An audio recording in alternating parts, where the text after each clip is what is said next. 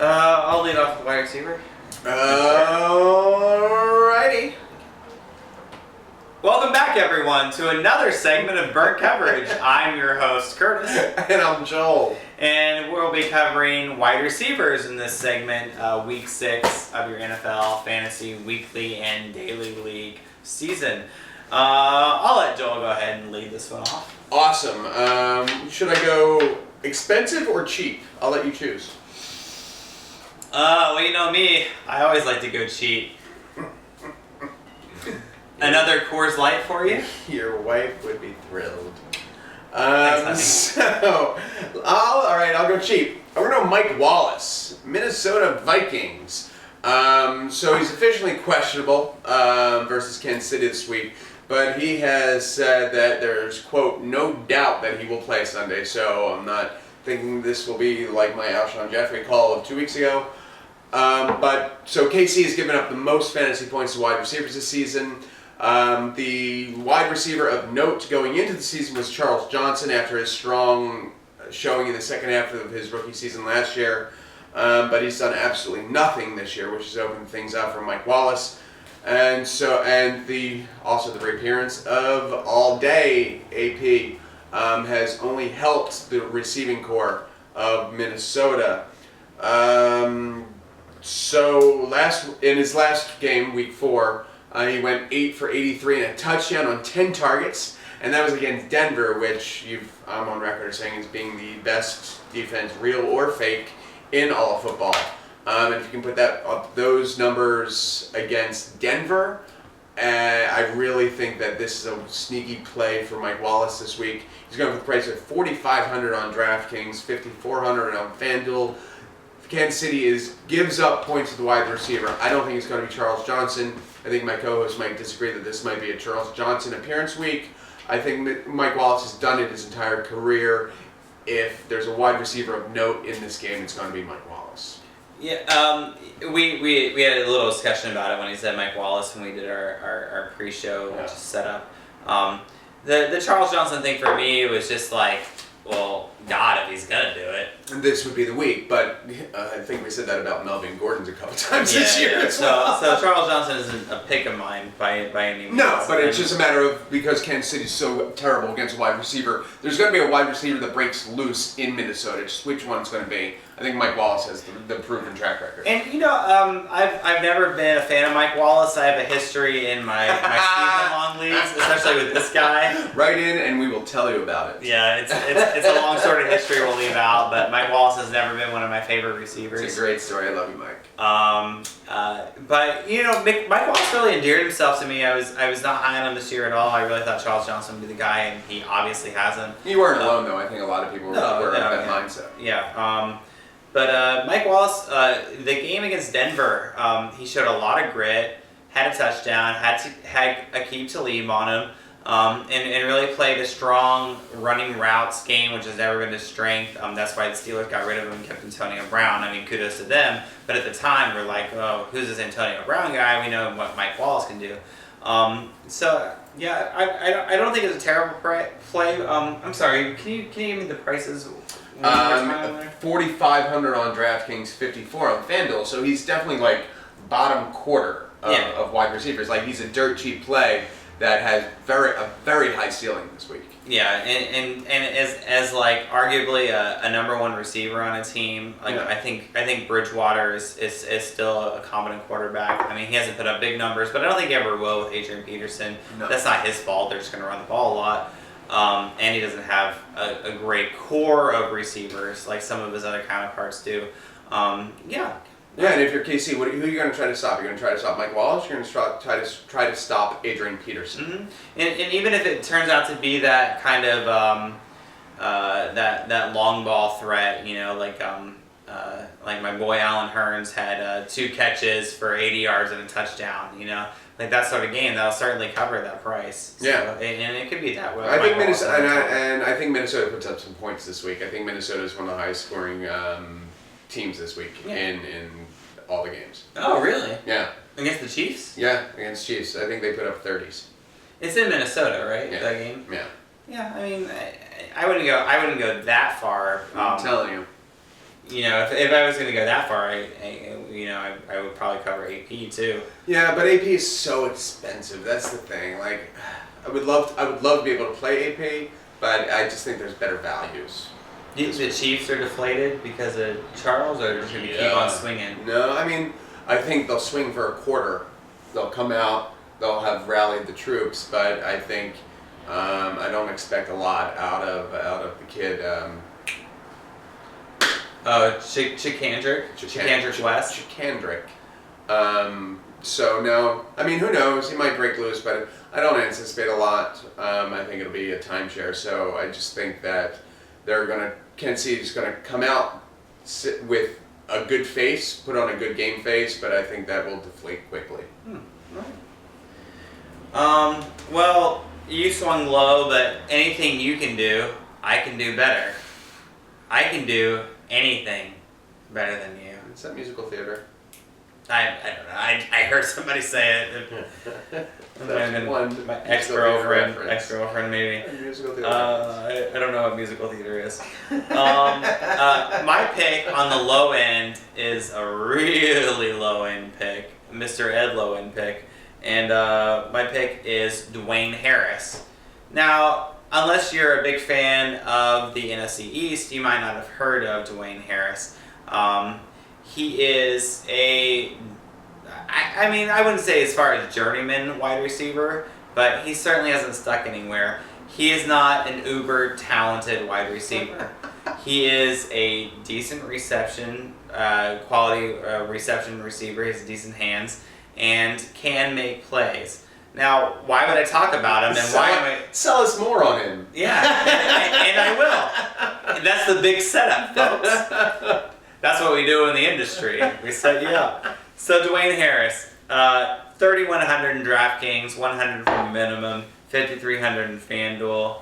Well, he's playing Philadelphia, and Philadelphia, as we know, can be burned by just about any quarterback or wide receiver imaginable.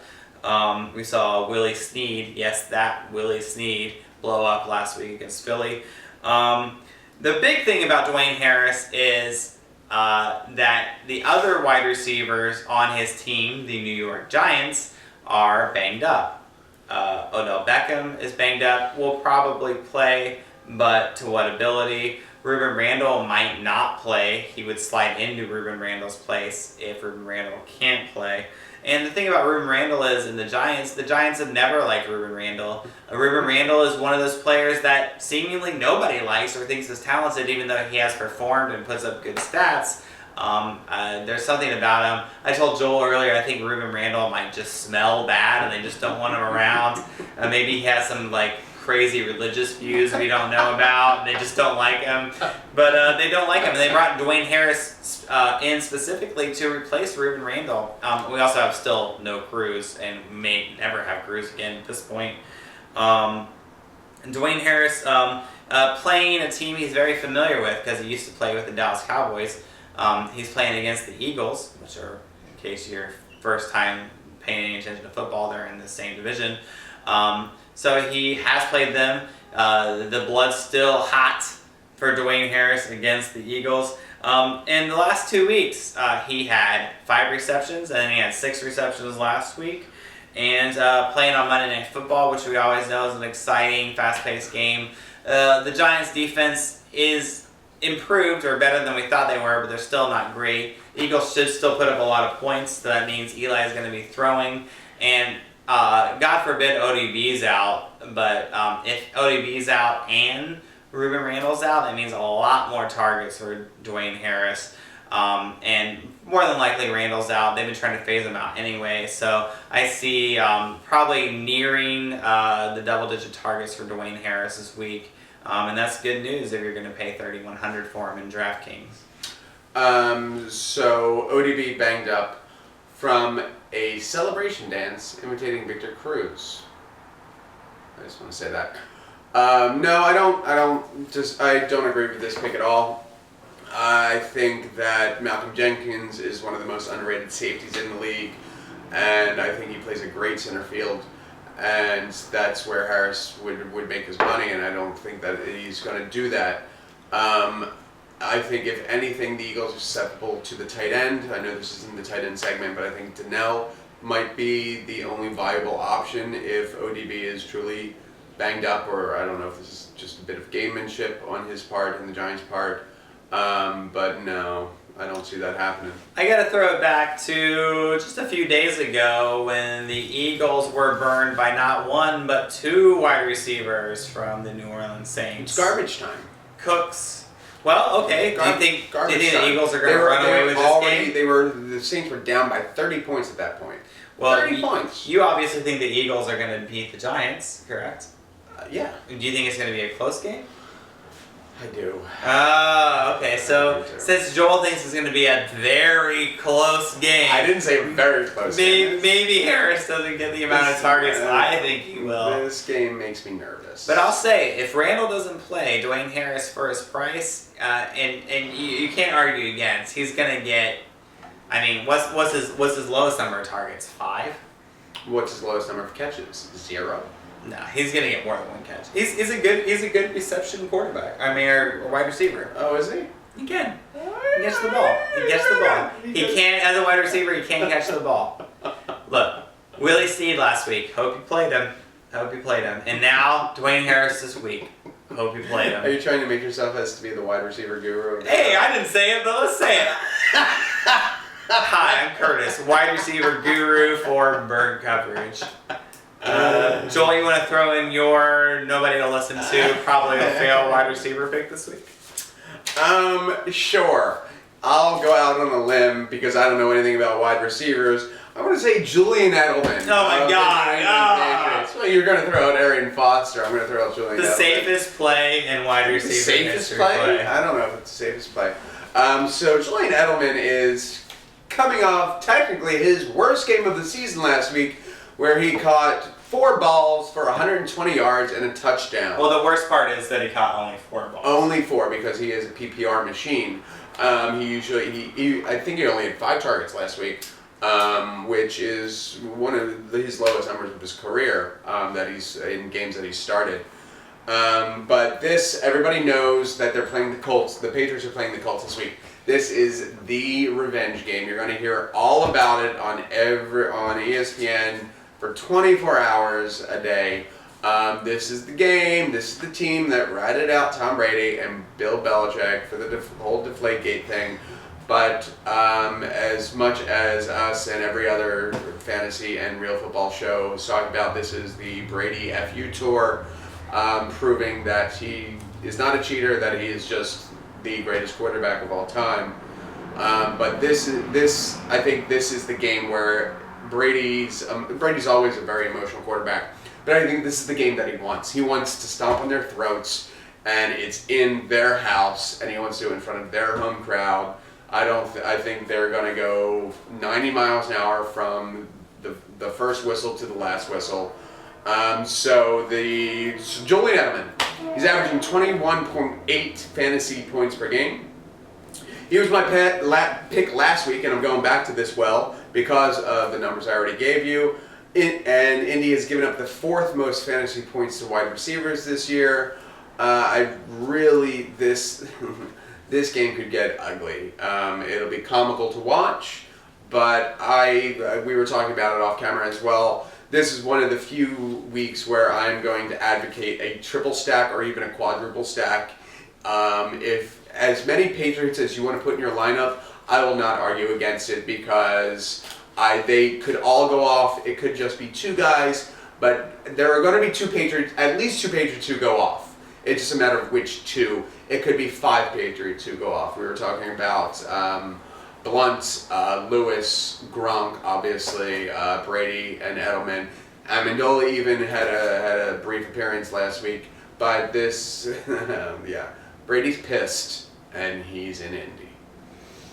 Yeah, it's... prices, sorry. Yeah. 7,900 on FanDuel, 7,600 on DraftKings. He's up from last week. He's up $200 on FanDuel, up $600 on DraftKings, but I still think he's worth the price. And for me to argue Edelman, I like to play in a lot of tournament play, as I've said before. I like to try to find that perfect lineup and hit the big money than playing one person and my one guy gets injured and I spent $50 against this guy and I lost. But Edelman is your safe floor guy, as we've seen throughout his career and especially throughout this season. If you have a pretty solid lineup and your money gives you Edelman in a wide receiver slot, then I feel good about it. However, he's never going to be your explosion guy. He's never going to be the guy that's going to just break out the game for you. But that's not necessarily a bad thing. I'm not saying that. But don't expect the world from Edelman, especially with Gronk there. And Brady can make anybody look good. Amendola had recently, as Joel said, had a good game. Deion Lewis is receiving. So I'm not saying Edelman is a bad play. And in fact, I am playing him this week. It was another person that I thought was a good play this week, even at his high price. But he's not going to be everybody. A lot of people are going to play Edelman. A lot of people are going to play him. Yes, that's the one thing. But he's averaging 21.8, and he's going for 7,600 on DraftKings. I mean, he's worth his price. That's the formula that you're looking for right there. Well, I've got my own little white guy that's running around the field. You know. Where are we going with this? No, he's not little actually. He's just white. Yeah. Yeah. No, Eric Decker. Eric Decker's my guy. Here at Burnt Coverage, I like to bring you a guy that is also consistent, like Joel. No, Joel's not consistent at all. Like Julian Edelman. And Eric Decker is that guy. Pretty consistent. First of all, Pro Bowler. When healthy. When healthy, yes, thank you. Everybody's consistent when healthy. Not everybody. You're not. Good plea. Yeah, I'm never consistent. I guess not. Anyway, let me get back to what I was talking about. Eric Decker. Eric Decker has scored a touchdown in every game that he has played in, except the game he wasn't healthy. And he is coming in at a very low price this week. $4,900 in DraftKings, $6,100 in FanDuel, and playing Washington. Washington is good against the run, however, terrible against the pass. So there's another plus. Now, I know what you're thinking. Brandon Marshall is the obvious play. Brandon Marshall is a great play this week. Play Brandon Marshall. I'm not saying not play Brandon Marshall. However, you're paying for Brandon Marshall because for some reason during the earlier part of the year, people are like, Brandon Marshall, Jets, I'm not going to play him. He proved everybody wrong. He's an elite number one. Now we know that, and everybody else knows that Brandon Marshall is going to be played, or Brandon Marshall is going to get targeted. So people are going to be playing Brandon Marshall. But I would say play Eric Decker. Touchdown every week, cheap price. When the focus is on Brandon Marshall, is going to open up Decker. He is the red zone passing target for Fitzgerald so far. And coming off a bye and healthy, I think Eric Decker is a really safe low-end play. Now, he is not the guy that you're going to get a lot of receptions for. In a league like DraftKings, he might not be your play, even though he is cheap. But at $6,100 in FanDuel, for the red zone targets he's going to get, I think he's a pretty good play. For the price, yeah, he's a great play. But I just want to make things clear. So if you're only watching the wide receiver segment here, and you only watch my running back wide segment because that's where you get your running back information, and you just glanced over Curtis's running back segment, you advocated Chris Ivory. So you're advocating Chris Ivory and Eric Decker of the New York Jets. Those are your two plays this week. Those are two guys who are going to be in your lineup. Two New York Jets offensive players. Is that right? Yeah. I will probably have a lineup with both of them. You also just said that if the audience wants to play Brandon Marshall, they should play Brandon Marshall. So you're telling the audience to play 3 New York Jets this week. Really? What I'm telling the audience is that I can't fault you in playing Brandon Marshall this week. But Eric Decker has had a touchdown every time he's played, and he's playing this week. So chances are he has a shot at another touchdown.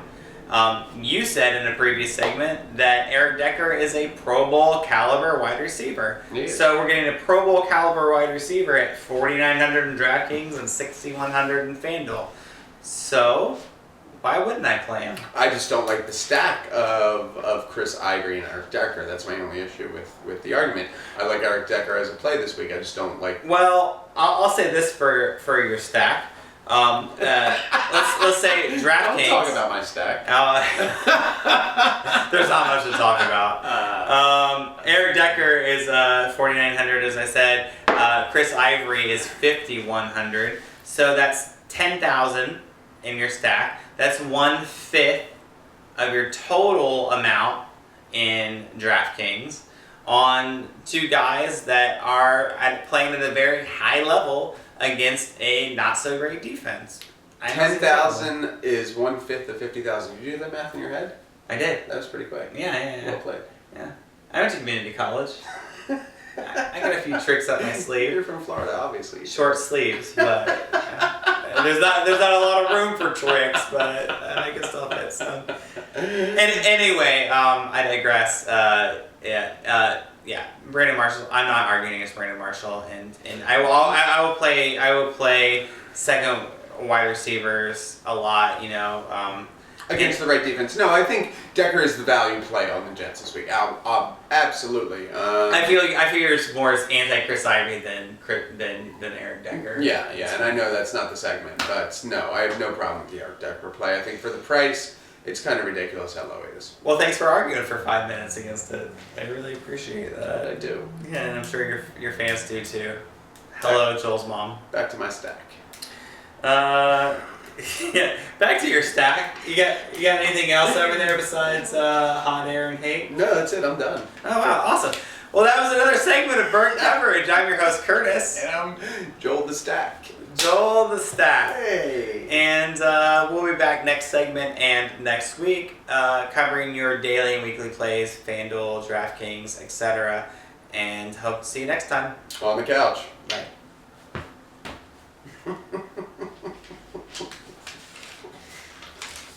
That was a really smooth, solid segment. We talked a little bit about football too.